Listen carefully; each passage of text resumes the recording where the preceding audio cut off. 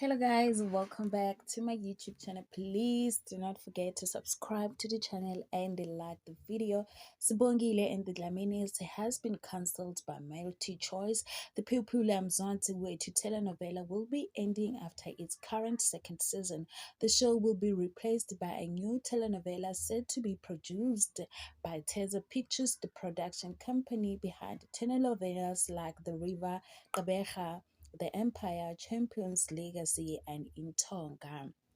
So, Mzansi Wetu is working on a new telenovela titled Homecoming.